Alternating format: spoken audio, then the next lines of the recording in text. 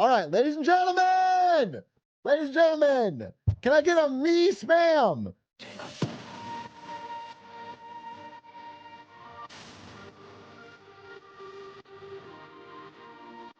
Ladies and gentlemen, welcome back to Big A.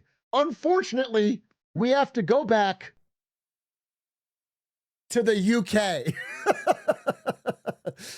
Now, I know what you're saying. We've done way too many UK news updates on this channel recently. We had a long period with none of them, and now we're doing a bunch.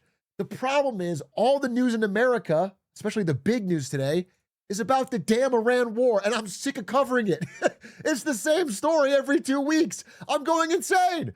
So at least something different's happening in the UK, and that's why I want to cover it. Now, 2 weeks ago, we covered the downfall of Prime Minister Keir Starmer in the UK. This is him now looking sad as he resigns. We did the video. Another one bites the dust. Well, Keir Starmer is sort of the impetus, the way into this story that we're talking about today. Keir Starmer, looking very prime ministerial here. There's one unique aspect of this image that's really important. It's right here. The glasses, okay? Because Keir Starmer did not buy these glasses himself. They were, in fact, very expensive glasses that were gifted by a big money political donor. Even some Labour MPs say Starmer's free glasses aren't a good look. Waheed Ali, this guy seen here, donated not just glasses, but a lot more. 100,000 pounds in tickets and gifts and glasses and luxury goods to Keir Starmer. It's one of the scandals, not the biggest scandal, but one of the scandals that helped bring down his term and lead to his resignation, among many other things. And a lot of people in the press and the media and other politicians made fun of him. One of them is Nigel Farage, who we've talked about before. Nigel Farage is currently the leader of the single most popular polling political party in the UK, Reform UK. Big on Brexit, big on anti-immigration. Okay? You can see Nigel Farage here making fun of Keir Starmer's glasses gate.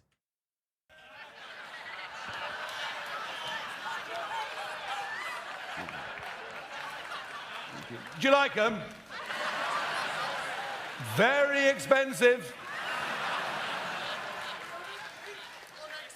But guess what? I bought them myself. How about that? He bought him himself. He's not paid off like these other globalist shills, okay? He doesn't have those kind of scandals. Until, of course, The Guardian found out that he did. And in fact, Keir Starmer's 100,000 pounds in fully disclosed paperwork filled out gifts kind of pales in comparison to 5 million pounds undisclosed under the table from a crypto billionaire. Okay, that adds a little bit of a wrinkle. This crypto billionaire, Christopher Harborne, a Thai-based national crypto billionaire who donated tons of money to help support Reform UK's party. And in fact, if you do the paper trail, Nigel Farage was seemingly not even planning on running until this money showed up, and then all of a sudden he ran. So it seems like there's a bit of a, pay-to-play access for these rich billionaires. Nigel Farage, at first, brushed this off. But the press kept asking. Stories kept coming. It became something that wouldn't go away. You said that £5 million and his story kept changing about it. Was for lifelong security for you. You've also said it was a gift. Can you just clarify? No. Let's be clear. For? Let's be clear. It's an unconditional gift. I can spend it on cars if I want to. It's entirely up to me, right? But there is a specific reason. He's answered this so many times. He said I can spend it on Ferraris. I can spend it on betting on the horse races. I can do whatever the hell I want. For this, I have been physically the most attacked and endangered politician in Britain for now well over a decade. At every stage during that time, when I've asked the state to help and support, most times they point blank refused. I know, because of the division in politics, that I will need protection until the day that I die. And that is my intention, that is what it's for, and it means, frankly, I can get on with my job and not worry about the long term. So, Mr. Farage, how much of that money have you spent? Look, literally, None of your business. If I've given it to charity, but the truth is, I haven't. I know what it's. You haven't spent any of it. It's none of your business. Literally none of your. How much of your salary do you spend on beer? So a politician taking millions in undisclosed money, you're required to disclose it. It is the public's business. And so people kept asking, even from, sources that might normally be more favorable to him. I've got to ask you a question about this £5 million gift from this crypto billionaire. You know better than most politicians how LBC works. I'm getting comments as you and I speaking. This man needs to tell us what has he done with the £5 million. Get him to be truthful. Nigel Farage, please, what has happened to this £5 million gift? With all due respect, what's it got to do with you? Well, because So this strategy of like, who it's not none of your business. Who cares? Stop asking.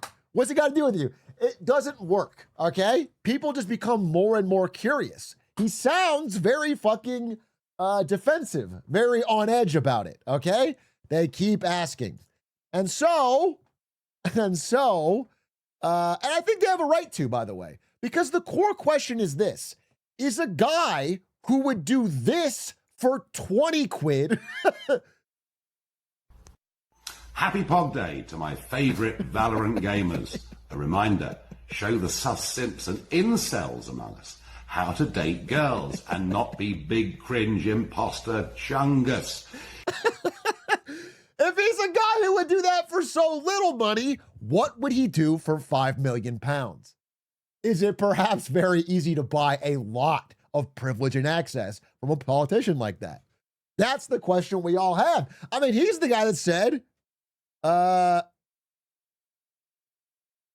a bit early in the day, so all I've got actually is coffee, but I hope you enjoy a few pints with the lads tonight.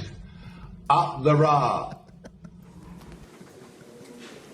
Up the rah, Nigel. I mean, I know that you said sorry. I know you get 87 quid. It's entirely within your rights to do that.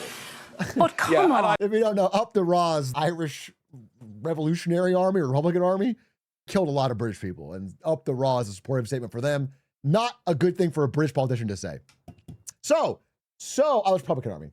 So Nigel Farage is starting to get angry because he's been in this dysfunctional Britain doing quite well. His poll numbers go up and up. But this story keeps hounding him. It's hurting his chances. It's hurting his big moment.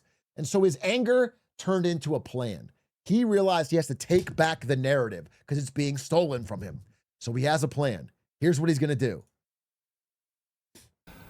I've thought about it hard, and I've decided today I will resign as a Member of Parliament for Clacton-on-Sea, thereby forcing a by-election, which should happen, I hope, in short order. No, I've decided that the people of Clacton should be the judges of my actions. This will be a people versus the establishment by-election. Let me explain what he's doing specifically. It sounds like he's resigning. He is resigning his seat in Parliament so an election is triggered so that he can run again. And the idea is if I win this election again, then the people support me, okay? And this fucking stupid scandal should go away. I have the people at my back. I've been tried in the court of public opinion and I've won. That's the plan. And to be honest, from a purely cynical political perspective, it's not too bad of a plan. Getting ahead of the narrative in some way, he's taking back some action or control. I can see the logic behind it, especially because Clacton-on-Sea, this part of the UK, right here, where he holds his seat in Parliament, is extremely one of the worst places to live in Britain. I'm sorry, that's a side note. It's one of the worst places to live in Britain, but it's extremely pro-reform UK. It is one of the single largest pro-Brexit areas in all of the UK. They are diehard Nigel Farage supporters. He won, what do they call him, district in the last election, okay? Reform had complete sweep. So he's thinking, there's no way I lose this election and I can get all this controversy stuff off my back. And then I can celebrate on Clacton Pier. Everyone will love me and I'll be back in the good graces and it'll be a clean sweep. And the plan seems simple and it seemed like it might even damn work. I mean, he wasn't going to lose until every other party looked around and realized this guy's playing us for a fucking fool. We're not going to take part. These are all the other parties that might run in the Clacton-on-Sea election. They all decided, one by one, nah, nah. Green Party's not going to run, Labor's not going to run, Tories aren't going to run, Lib Dem's not going to run, even Restore Britain. Some fans in this part of the country decide not to run. Nobody's running. They're all saying it's a sideshow. So instead, it's just him, ostensibly, running against himself.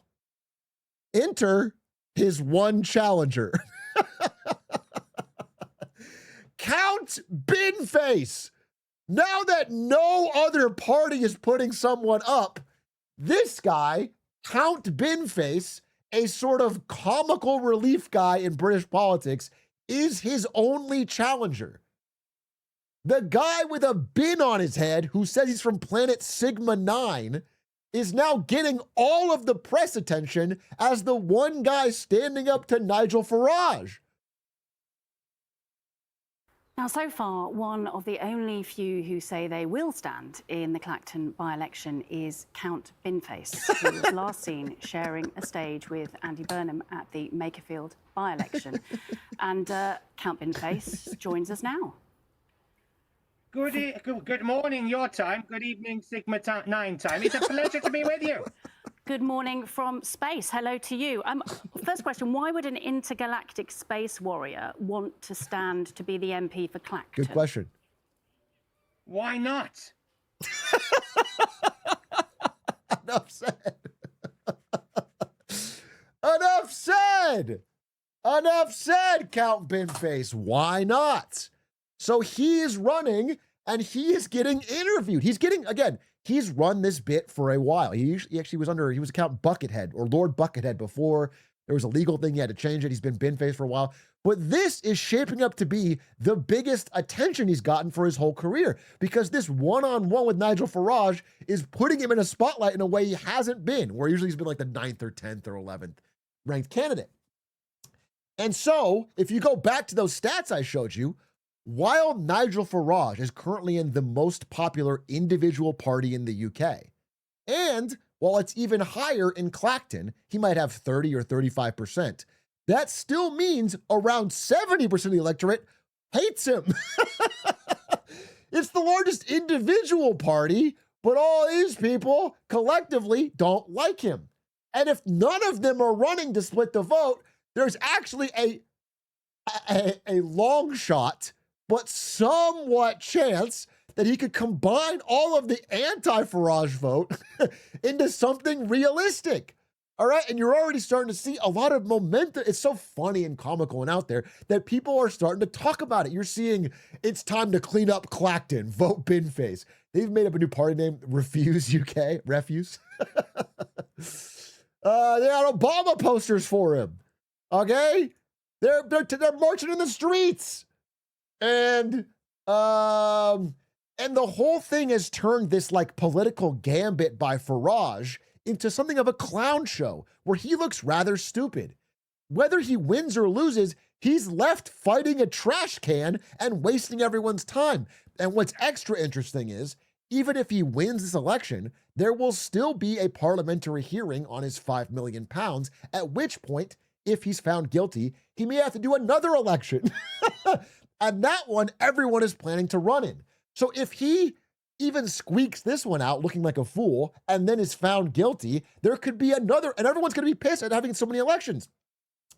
So it's turning into a real sour spot for Nigel Farage. And again, based on the 24 results, if the other parties combined and put it behind Binface, it would be enough to give him the victory. Unlikely. People will likely stay home. But if it does happen, I mean, even if it's like he edges out a 60-40 win over a guy in a trash can suit, it's not a good look in your most important district. So I'll close this very funny British politics story with some words from Count Binface himself. Joining us live, Count Binface himself. Good morning to you. Good morning, Justin. Good morning, today listeners, planet Earth. It is a pleasure to be here. I should say you are, I can see a video link of you. You appear to be in outer space and wearing your bin. Well, what else would you expect, mate? You know, I was on my way back home to Sigma 9, bit of R&R, and then old Nigel throws his toys out of the pram, has a hissy fit, calls an unnecessary by-election. I got wind of that.